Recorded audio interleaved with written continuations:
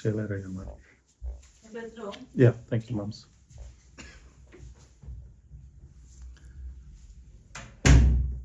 So it's the end of 2023, and I just wanted to record a little bit of a status report, something I did quite a while ago.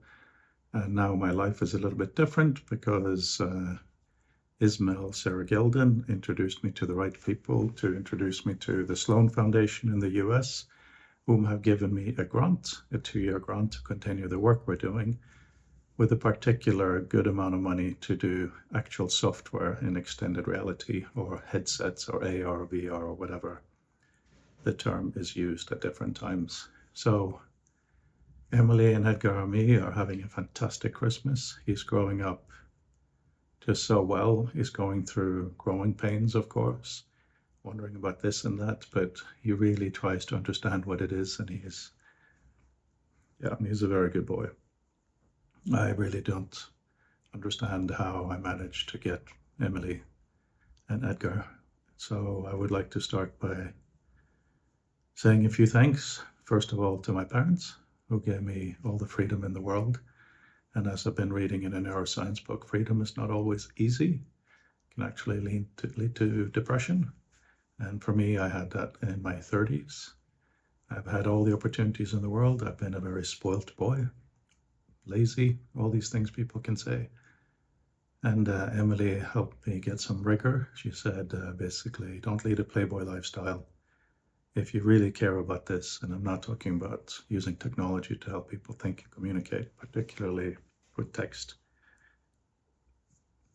work on it like it's a job, which is easier said than done. I have, of course, been doing it, particularly over the last decade, with the Future of Text Symposium, and then the last few years with the book. So that's been going really, really well. But studying often would feel, what's the point? La, la, la. And then wallowing in a little bit of, should do something else. But now that the Sloan Foundation grant is here, it's quite a phenomenal thing. It's quite a responsibility to do it right. And it's wonderful because I don't see many other groups, organizations, people talking about the power of text, nor the power of work in VR. Of course, some are.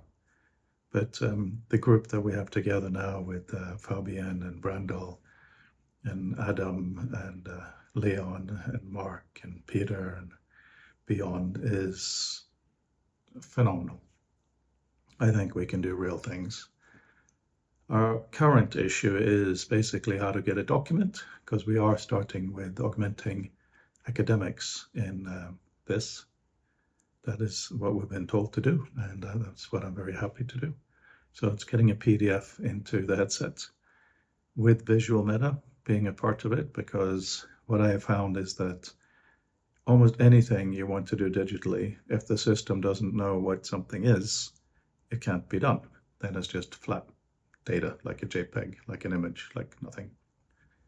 And for the system to know what it is, that's what we refer to as metadata, data about data. In other words, the data that says what some data is. It sounds very boring. It certainly was for me forever and ever, but it became my PhD thesis, which I'll find out in January if I actually finish this thing. It's been taking a while.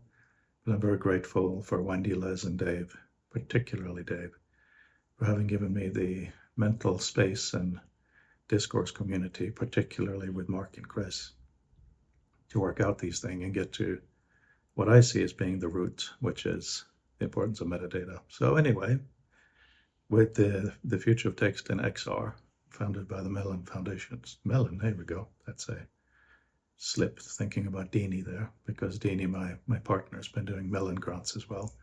So the Sloan Foundation grant is really to get a headset on someone's head, and lo and behold, there is text in the form of metadata, meaning lists, not just straight list, but everything everywhere. So the idea is you are working on your computer, close the lid maybe, you have your library, put on your headset to get your thinking cap on. That's how I view it, a thinking cap, kind of like the Spider-Man Stark glasses that Edgar and I saw in the Spider-Man movie yesterday. And now all that is in your room.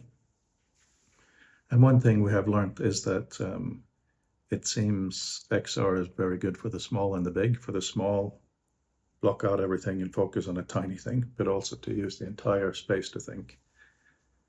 So that's where metadata comes in, because if you just have a library and you just have the title, author, and dates, it's not that useful.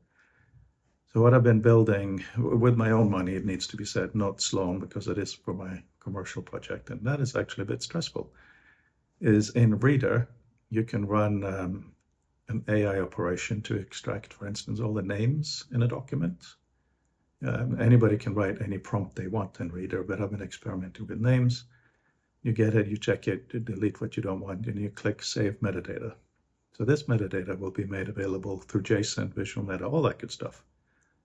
So the thought is you go through your library, the things you care about, and you have some of these AI extractions running, maybe manually like now, maybe soon it'll be automatic on 1,000, 2,000 documents, whatever it might be in your library.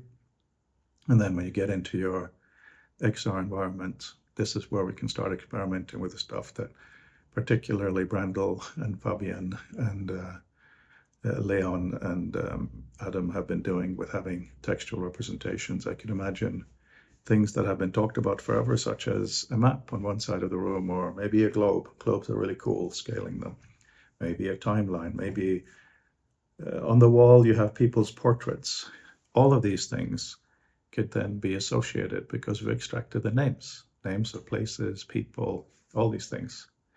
So anyway, I could go on about this forever, and I will. I'm very grateful. It's an amazing opportunity.